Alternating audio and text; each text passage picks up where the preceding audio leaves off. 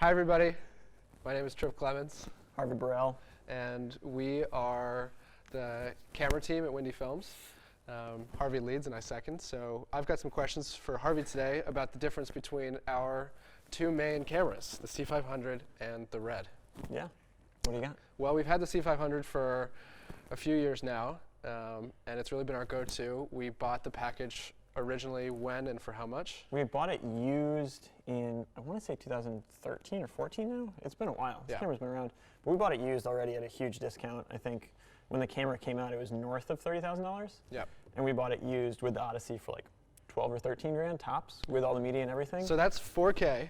4K, Canon RAW, some slow-mo options, which we'll get into in a minute, but That definitely was like 2 years ago too. Huge jump, and that was like the top-of-the-line camera from Canon, and still actually is kind of the top-of-the-line camera from them. I would say it's kind of tied with the C500 Mark II, and now the C700 is coming out soon, and that'll definitely replace this fully. But that's also still another $40,000 without blinking. Right, and I think it's often been overlooked because people look at just the camera and they say, oh, it's a lot of money for something that's only 1080 internal. Yeah.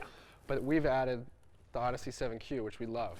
This thing's rock solid and has worked, and also will work with all of the Sony FS cameras, even the new Panasonic Barricam LT. You can get RAW out of that, which is incredible for, not to mention it's also an incredible monitor. I mean, keep in mind, you can now buy these new from B&H, and they'll ship tomorrow for, I think, $7,000 or $8,000. By this, you mean just the camera? Just the C500. Yeah, so just the C500, and the Odyssey is still another to $1,500, $2 grand, depending on media and things like that. But so basically, you're getting into a 4K package that can keep you rolling for hours at a time for less than 10K now. Exactly. It really just depends on whether or not you want that external recorder, and that's that's a problem for some people. Well, I think it's a problem for us for a ultimately, while. even if you have 4K internal, you're then pulling or at least watching off of a great monitor, which is what the Odyssey is, even if it didn't record. You really hope so. Yeah. I think you see a lot of people shooting 4K now, pulling focus themselves, which we do on this for sure. But it's tricky, especially at people really want to shoot shallow depth of field. You want to shoot f1.4 at 4K or 6K, and it's like, oh, I missed you. Right. It's gone. My ear's in focus. Yeah, your ears look so good. So let's get into the Red now. Yeah. It's a good transition. So this camera's brand new to us, right? We've had this camera now since September, October.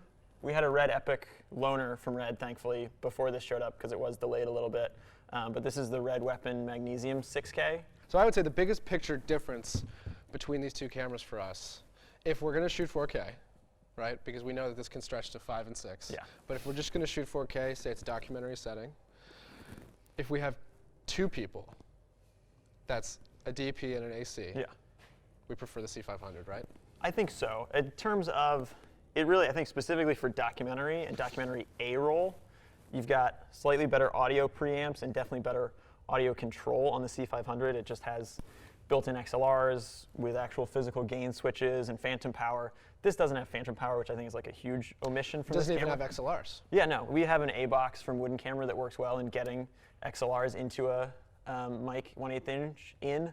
But again, it's one more piece of kit you need. It's not cheap, obviously, for an already very expensive camera. So that's a little frustrating. And things like the built-in NDs on this are really great. If you're opping and you go from inside to outside and you just need to flick a switch and go 4 stops of ND, that's really nice. These all have variable NDs when they're on them, but again, it's just one more piece of kit that you need to add to a camera to get it to the way this ships. Right. The form factor of the C500, where everything is on the external skeleton of the body, where you have your ISO functions, you've got your NDs right here. Again, you can flip mirror around with the image, and if you're changing levels, you have a physical dial right here too. All of this stuff is hidden in digital menus on the Red. Yeah, I mean, if you just look at the two cameras side by side, it's really easy. There's not a lot of buttons on this thing. You've got an on button, you got a record button, you got kind of a few optional buttons, and again, you can program some of these to pull up menus and do various functions, which is helpful, but again, it's not a tactile. I can't control. I could hit button 1, and what would that do? And it would pull. I could have it set to pull up a specific screen, but I can't. I don't think I can set button 1 to raise the audio gain in channel 1 or 2 specifically, and then lower it in the other way. So you still have to take a hand off. Yeah, and again, Red now sells some some side handles that you can use to get various touchscreen functions, which is super helpful and definitely a step in the right direction for that. But again, it's an extra $1,000, and it really depends on what your setup is. I would just say that the one big disadvantage from our experience in shooting documentary A-roll with the C500 is the fan noise. So tell us about the difference in form factor there. So that is actually one of the things I think Red did the best job with this. Again, the Red Epic that we had before this was great and wonderful and produced, again, very similar images, but the fan noise on the Red Epic was just monstrous. We had all of our audio team was saying bad things about it. Yeah. But they've really fixed it on this camera, and it's now much, much better than this fan noise. And again, the thing I like about this camera is you can really set and dial in a specific percentage where you're like, okay, at most I want 60% maximum fan output. Yep. Whereas on this, it's either dead silent or just roaring. And it'll kick in about 20 minutes into a roll. Yeah, as soon as you're shooting. Even if it's cold. Yeah. So overall, you would say the C500 is a great camera for taking a A-roll documentary setting through multiple locations, maybe multiple different people. Yeah, I think from a dock standpoint, again, there's a reason the C300 Mark I was the most used documentary camera and one of the most used cameras in the planet in the first 2 years after it came out. Because again, it just, the way it was built, the way it was designed, it just worked. For a lot of the same reasons the C100 was really popular. Yeah, exactly. They just worked. And again, there's not just on the outside of the camera. Yeah, there's just hard switches for everything, which is great. There's not anything that this camera does that you can't force that camera to do, and vice versa. Except for 5K and 5K 6K. and 6K. Yep. But again, that's a very niche thing. Again, some of the off-speed slow-mo stuff, again, you can only do here. You can't do 240 frames on that. And even if you do 120 at 4K, it's half resolution. So you've got some kind of line aliasing problems there. But first and foremost, I think it's really about kind of just the design philosophy. And it's nice for us to have different tools for different situations where it's like, okay, everything comes with the camera, or you can build kind of more a la carte. Where again, this is really nice also in terms of if we've got a movie shoot, or we're rigging something extensive, or we've got a big jib shoot, where really this camera doesn't need anything on it in the same token. Right. Where you can just put it up there by itself. Because you don't itself. necessarily need audio. Yeah, you got Wi-Fi, you got all sorts of remote control for it. It just runs. It's really nice. Yeah. Whether we're walking through a scene and someone's giving us a tour of their home, or whether we're just following them, kind of a day in the lifestyle, or we're doing an interview, once we have that A-roll in the can, we then go through everything that was said. We'll look at our notes from the on-site editor and say, okay, what are the shots that we can bring the Red in for now? Because tell us about some of the 4K, 5K, 6K options, the different speeds that we can shoot at. Yeah, I think from a really just a pure B-roll image aesthetic standpoint, this camera is really hard to beat. It really does deliver a lot. I think sometimes you'll get a little bit easier skin tones to deal with out of the box with the Canon, and people like the colors from that a lot. But the flexibility in post and the ability to really push an image towards a certain look, especially for kind of higher end B-roll, this is really useful. Being able to shoot high frame rate at 6K is kind of incredible. Yeah.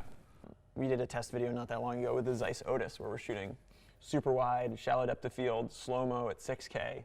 And just the images that produces are really kind of unlike anything else you'll see. Right. Yeah, and I think although this can do 4K and 120, it takes a long time for that to happen. Yeah. So switching this over involves changing the settings on both the body and the Odyssey. That takes like 4 or 5 minutes. For this, it's really straightforward, right? Yeah. It's in the menu settings, but it's all right there in front of you. It's right on the touchscreen. Yeah, it's no problem. It's one of the benefits of having everything internal. Yeah. So I think overall they're both super doable to get a lot of really good footage out of, but it just depends on kind of the situations you need them for. I think this is probably a more kind of what you would consider like a classical ENG style shoulder rig where you've got a lot more of the weight back. You've got an AC, you're on a slightly bigger set.